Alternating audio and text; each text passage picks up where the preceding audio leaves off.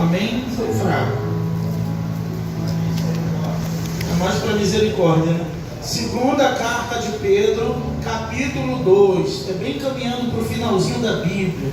Já nos 10% do final da Bíblia você vai encontrar as cartas de Pedro. Vem as de Pedro, João, Judas e Apocalipse. Quem achou, diga amém. Amém. Agora ficou melhor. Irmãos, eu vou ler um trecho e conforme for havendo necessidade, vamos estar avançando na exposição, porque também temos o nosso momento de participar da mesa do Senhor. Amém? Então vamos à palavra do Senhor. Mas entre os povos também houve falsos profetas, assim como entre vós haverá falsos mestres. As ocultas introduzirão heresias destruidoras, negando até o Senhor que o resgatou, trazendo sobre si mesmo repentina destruição. E muitos seguirão sua vida de libertinagem, e o caminho da verdade será difamado por causa deles. Movidos pela ganância, também vos explorarão com suas artimanhas. Sua condenação desde há muito tempo não tarda, e a sua destruição não está inerte. Verso 4: Pois Deus não poupou anjos quando pecaram, mas lançou-os no Tártaro e os entregou-os aos abismos de trevas, reservando-os para o juízo. Também não poupou o mundo antigo, embora tenha preservado Noé, pregador da justiça, junto com mais 7 pessoas, ao trazer o dilúvio sobre o mundo dos ímpios, reduzindo as cinzas as cidades de Sodoma e Gomorra, condenou-as à destruição, fazendo delas exemplos para os que viviam na maldade.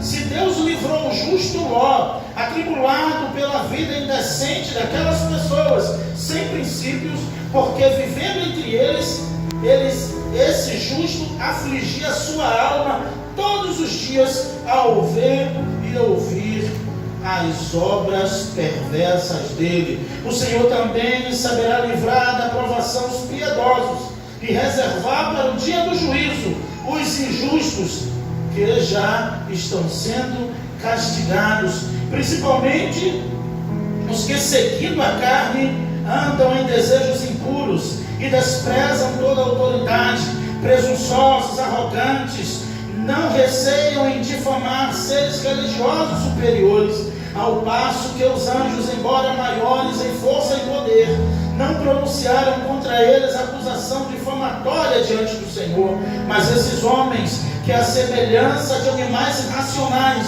vivem por instinto natural, para serem presos e destruídos, difamando o que não entendem, perecerão na sua corrupção, recebendo a justa retribuição da sua injustiça. Tais homens têm prazer na luxúria, à luz do dia. Eles são manchas e máculas, tendo prazer em suas dissimulações, quando se banqueteiam convosco, tendo os olhos cheios de adultério, e as suas e são insaciáveis no pecar, enganam constantemente e têm um coração exercitado na ganância. São malditos. Eles se desviam, deixando o caminho reto e seguindo o caminho de Balaão, filho de Beor, que amou o prêmio da injustiça, mas foi repreendido por causa da sua transgressão. E um jumento mudo, falando em sua voz humana, impediu a loucura do profeta. Eles são fontes sem águas, nevou levados por tempestades, para os quais está reservada a escuridão das trevas, pois proferindo palavras arrogantes e fúteis, com paixões sensuais da carne, iludem pela libertinagem os que estão a ponto de escapar do erro. Prometem-lhes liberdade, ao passo que eles próprios estão escravos da corrupção, pois o homem se torna escravo daquilo que ele é vencido. Fala conosco, ó Pai, nesta manhã, à luz da Tua palavra. Precisamos ouvir a Tua voz, ó Pai. Em nome de Jesus. Amém. A carta de Pedro, e o apóstolo Pedro, discípulo de Jesus e apóstolo também do Senhor, ele vai tratar principalmente em toda a sua carta de uma emergência, de uma urgência à santidade, de uma urgência e um retorno às Escrituras Sagradas. Ele vai convocar os irmãos a todo momento, pressionado pelo fogo, pelas aflições, pela perseguição que a igreja sofria no primeiro século. Ele vai num sentido muito emergencial, falar com os irmãos, falar com os ouvintes, que na verdade eram meio que secretos, sobre a corrupção dos últimos dias. É uma série de corrupção generalizada que o cristianismo vem sofrendo, que as famílias vêm sofrendo, que a comunidade ao qual Pedro já estava inserido estava presenciando e vivenciando. Então ele, de uma maneira, vou repetir, emergencial, urgente, ele vai exortar a igreja, ele vai exortar os irmãos a se manterem firmes, tanto na presença, quanto na fé, quanto na palavra de Deus, sobre de fato as verdades que eles precisariam para viver naquele tempo. E ele começa advertindo aquela igreja contra os falsos mestres, uma praga terrível chamada os falsos mestres, que falando hoje, na verdade, irmãos, eles têm se proliferado de uma maneira tão grande e têm ganhado a simpatia de muitos e talvez até dos que me ouvem.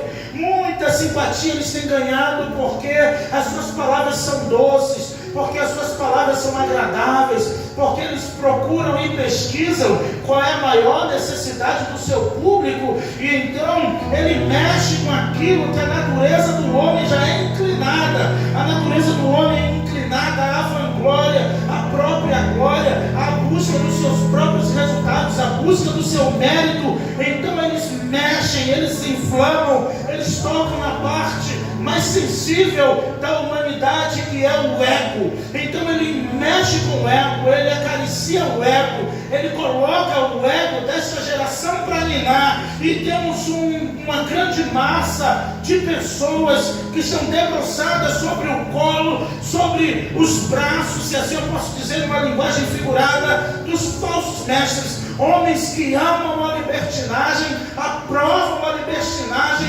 liberam para tudo, mas eles mesmos estão escravizados no pecado. E por isso, como eu já disse algumas vezes, Jesus falou em todo o Novo Testamento, e o Novo Testamento inteiro fala mais dos falsos profetas do que o próprio Satanás. Adverte mais a igreja sobre os falsos mestres do que sobre o próprio Satanás. Você lê Paulo, as suas 13 cartas, na maioria delas vai ter um debate, vai ter uma defesa contra os falsos profetas, o falso evangelho, a falsa mensagem, a ilusão que esse mundo tem caído, irmãos. Você lê Gálatas, Paulo está combatendo. Você lê Efésios, Paulo está combatendo. Você lê as duas cartas de Paulo aos Coríntios, nem se fala, um desgaste terrível. Você lê Filipenses, tem uma parte para os falsos mestres.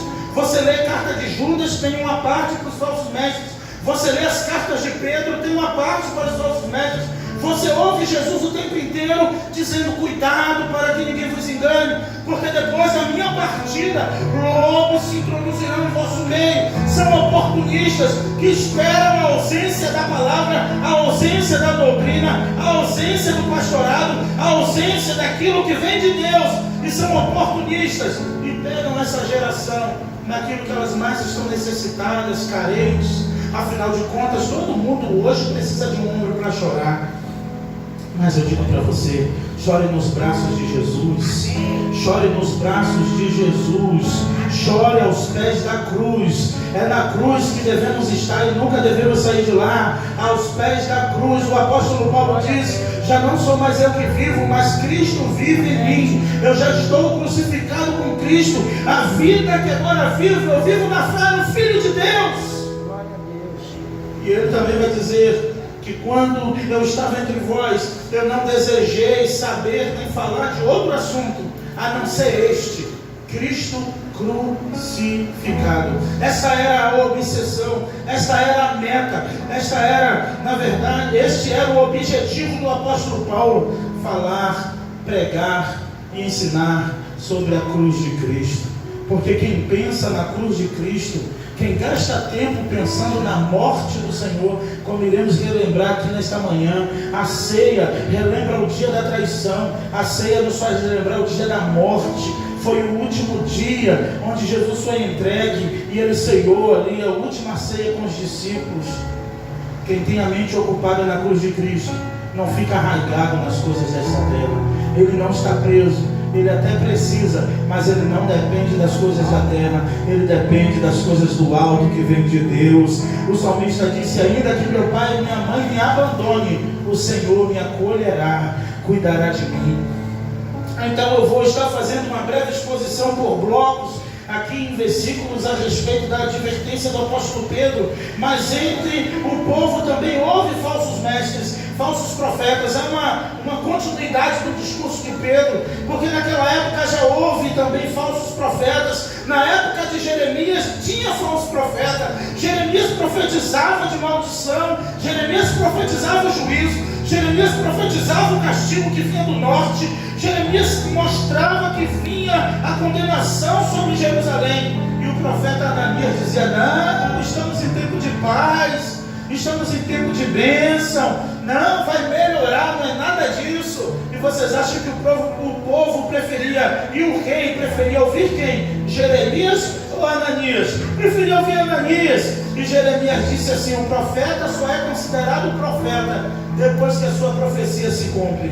E depois de um ano eu volto a falar contigo. No 7º mês, depois daquele dia, a Bíblia vai dizer que o profeta Ananias morre. Ele morre porque brincou com o que é sagrado. Ele morre porque brincou com aquilo que é na verdade que são os princípios de Deus. Assim como Elias combatendo 450, mais de 400 profetas de Baal, e eles ali clamando a Baal, clamando a Baal, clamando a Baal, clamando a Baal, se rasgando, se cortando, se prostituindo e dizendo: vem Baal, vem Baal. E Elias: olha, será que ele não foi no mercado pegar a promoção do Guanabara? Porque até agora ele não voltou. E eles clamando, gritando: vem Baal. E essa geração vive assim. Muitas vezes preferem clamar por Baal do que pela intervenção divina, porque Baal é mais fácil. Baal faz barganha, Baal tem uma conversa, Baal é mais maleável, Baal entende, Deus é muito severo, Deus é justo, não compactua com o erro, não compactua com o pecado. E se você quiser experimentar as bênçãos de Deus na sua vida, não só basta você não ser um falso profeta, você tem que fugir dos falsos profetas. Você não pode prestar o teu ouvido aos falsos mestres e só ouvir a voz de Deus. E a maneira de você não ser enganado por mim e por ninguém é lendo e meditando na sua Bíblia, na palavra de Deus. E Pedro está dizendo: naquela época já houve falsos apóstolos, falsos profetas. Nesse tempo também tem falsos mestres. As ocultas, eles introduzem heresias destruidoras, negando até o Senhor que o resgatou, trazendo sobre si mesmo uma repentina destruição. Nada oculto presta, irmãos. Se ensina as ocultas é porque não está certo. Se ensina as ocultas é porque não é de Deus. Jesus disse que o que você falar embaixo do telhado, você tem que dizer fora dele também. Tem que ser. Eles são homens assim. Eles se introduzem. As ocultas, eles introduzirão heresias destruidoras, negando até o Senhor que o resgatou, trazendo da cruz. Como que vai negar a Jesus? Vai negar Jesus através dos seus ensinamentos, dos seus princípios, que vai contra a cruz de Cristo. O apóstolo Paulo, dizendo aos Coríntios, ele disse: na verdade, eles são inimigos da cruz de Cristo, porque eles vão ensinar tudo que é contra aquilo que na verdade a Bíblia ensina, aquilo que a palavra de Deus ensina. E existe um Deus irado com essa geração. Olha o verso 2: muitos seguirão as suas libertinagens, o caminho da verdade será difamado por causa deles. Muitos seguirão. Muitos seguirão. Eu conheço um irmão é um jovem muito dedicado, mas uma semana ele está na terça do poder, na quinta do milagre, na outra igreja, na outra, na vitória da família, na outra, a vitória financeira. Ele vive em busca, onde tem novidade, onde tem resposta para as suas necessidades terrenas. Mas a maior resposta que precisamos de Deus é para as nossas necessidades eternas. É como ser salvo, o que devo fazer para ser salvo, como encontrar o favor de Deus na minha vida. Se tiver campanha de santificação, vai estar vazio. Campanha contra o adultério, você não vai ver nem 100 pessoas lá. Mas campanha da vitória, campanha da chave da casa, do apartamento, quinta da bênção, seja do não sei o quê, tem campanha para tudo, tem merchan para tudo, e esses lugares estão abarrotados, porque estão em busca de coisas agradáveis ao ouvido. E como igreja do Senhor, se a igreja de Pedro, que era Jerusalém, Pedro e Tiago pastoreavam essa igreja, se a igreja, as igrejas fundadas por um apóstolo da envergadura do apóstolo Paulo, se a igreja de Jesus, constituída pelos 12, um no meio era o diabo, que dirás nós, irmãos, do século 21? Que dirás a nossa igreja? Que dirás meros pastores como nós, que o Senhor até o chamou, entrou numa sala de seminário, estudou alguns anos, passou por um concílio, foi ordenado pastor. Homens que viram o Senhor, homens que falaram com o Senhor, homens que viram Jesus face a face. O próprio mestre morreu por pregar a verdade. Dirás o que eu e você não temos que vigiar nos dias de hoje, com a nossa fé. Muitos seguirão porque eles falam coisas agradáveis, movidos pela ganância. Eles vos explorarão com artimanhas. A sua condenação desde há muito tempo não tarda, e a sua destruição não está inerte, pois Deus não poupou aos anjos. Então Pedro começa a lembrar: Deus não poupou os anjos quando pecaram, mas uma terça parte caiu. Judas vai falar isso também sobre a queda dos anjos.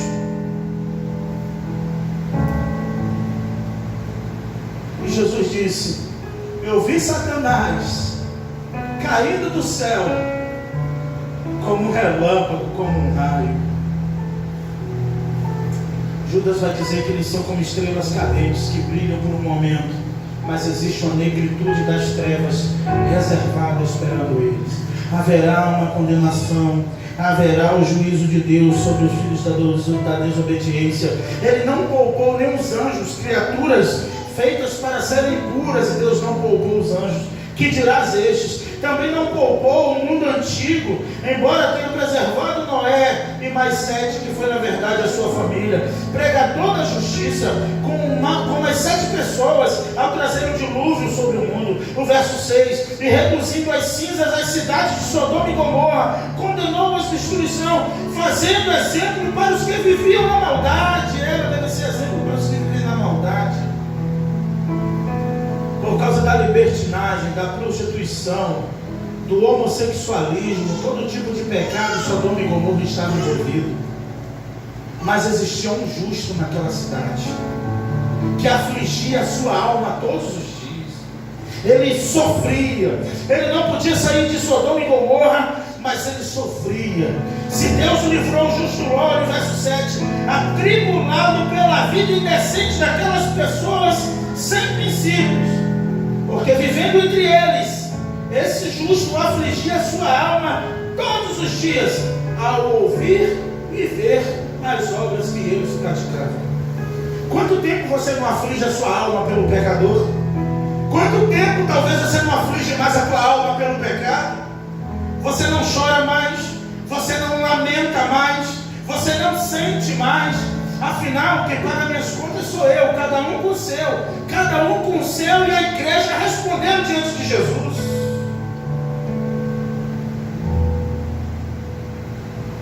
Mas existia um homem, não foi por causa da sua esposa, não foi por causa das suas filhas. Quando os anjos aparecem a Abraão e diz: olha, Parece o Senhor também. Eu estou indo ali num lugar, e esse lugar é Sodoma e Gomorra. Então Abraão diz: o que você vai fazer lá, meu Senhor? Eu vou destruir aquele povo. E Abraão intercede por Ló e diz: e se tiver 50 justos lá? Aí Deus diz: se tiver 50, eu não vou destruir, mas o pior é que não tem. Aí Abraão: se tiver 40, se tiver 40 eu não destruo, mas não tem. E aí vai descendo, se tiver 10, também eu não vou destruir não, mas também não tem 10 justos naquela cidade.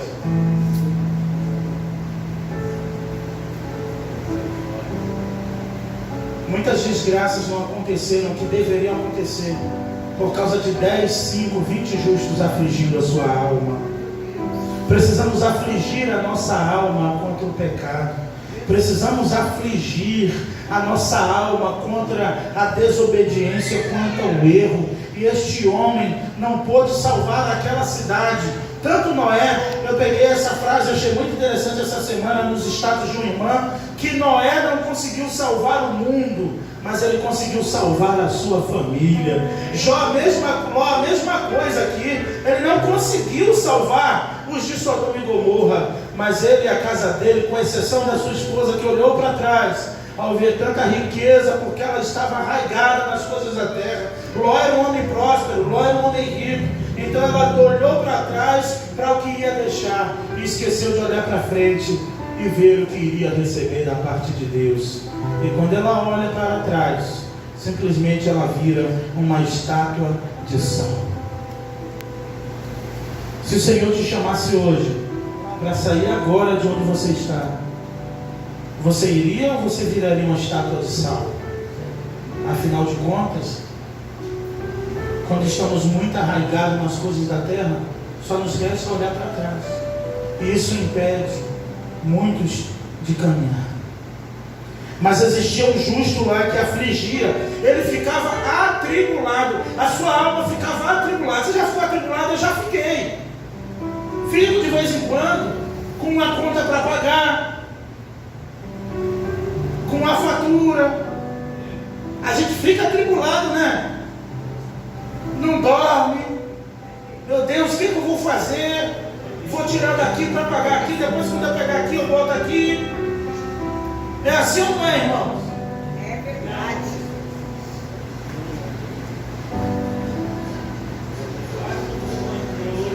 Mas muitos, e Ló ficou atribulado, afligia a sua alma por todo o pecado, pelas obras que ele via e ouvia que estava acontecendo em sua volta. Essa geração não lamenta mais. Precisamos lamentar, precisamos nos afligir. E isso só prova que estamos cada vez mais arraigados com as coisas da terra do que com as coisas do céu, com as coisas de Deus. E aí, é nesse momento que o falso ensino, a falsa doutrina, a teologia da promessa, da prosperidade se introduzem em nosso meio. O Senhor também saberá livrar da aprovação os piedosos e o reservar, os piedosos, e reservar para o dia do juízo os injustos que já estão sendo castigados, principalmente os que, seguindo a carne, andam em desejos impuros, desprezam toda a autoridade, presunçosos, arrogantes, não receiam em difamar seres religiosos. Ao passo que os anjos, embora maiores em força e poder, não pronunciaram contra eles acusações difamatórias diante do Senhor. Mas esses homens, que à semelhança de animais irracionais, vivem por instinto natural, são como animais irracionais, vivem pelo instinto, vivem por aquilo que na verdade lhe seduz, lhe agrada, lhe apraz, lhe envolve. E meus irmãos, daqui a alguns minutos estaremos participando da mesa do Senhor, e você tem que pensar só na cruz. Quando Jesus disse: aquele que come e bebe sem discernir o corpo e o sangue de Cristo, ele come e bebe pela sua própria condenação. É porque ele não consegue discernir o que ele está fazendo na verdade. Olha o verso 13: recebendo a justa retribuição da sua injustiça, tais homens têm prazer na luxúria à luz do dia. Eles são manchas e máculas, tendo prazer em suas dissimulações, quando se banqueteiam convosco. Têm olhos cheios de adultério, são insaciáveis no pecar, enganam os inconstantes e têm o coração exercitado na ganância. São malditos. Eles são malditos porque têm prazer no pecado. Eles são malditos porque têm prazer nos desejos da carne. Eles enganam os inconstantes. O que quer dizer isso? Meu irmão, se firme, seja firme, fique firme na palavra, fique firme na EBD, fique firme na doutrina, fique firme, porque se você for inconstante, se você for mente fraca, você é facilmente seduzido por essas coisas. Qualquer prosa você acredita, qualquer coisa você não pode ser inconstante, porque eles se introduzirão, eles se enganarão e não pouparão o rebanho. São malditos. Eles se desviaram, deixando o caminho reto e seguindo o caminho de Balaão, filho de Beor, que amou mais o prêmio da injustiça, mas foi repreendido por sua transgressão. E um jumento mudo, falando com voz humana. O jumento falou ou não falou, irmãos?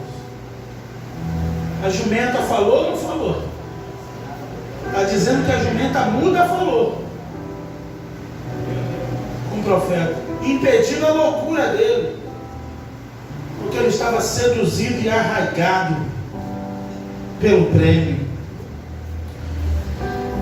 Eles são fontes sem águas, nevoas levada por tempestade, para os quais está reservada a escuridão de trevas, pois proferindo palavras arrogantes e fúteis, com paixões sensuais da carne, iludem para a libertinagem os que estão a ponto de escapar do erro. Olha a artimanha do Satanás. Está a ponto de sair, está a ponto de escapar. Ele vem e puxa de volta, traz de novo, mergulha de novo no pecado. Prometem liberdade, ao passo que eles próprios estão presos, estão escravos. Prometendo liberdade, mas são escravos da corrupção, pois o homem se torna escravo daquilo porque ele é vencido. O homem se torna escravo daquilo que ele é vencido. Seja vencido por Jesus nesta manhã, para que você se torne um escravo eterno do Senhor Jesus. Não seja vencido pelo pecado, não seja vencido pela prostituição, não seja vencido pela bebida, não seja vencido pela mentira, não seja vencido pelo adultério, não seja vencido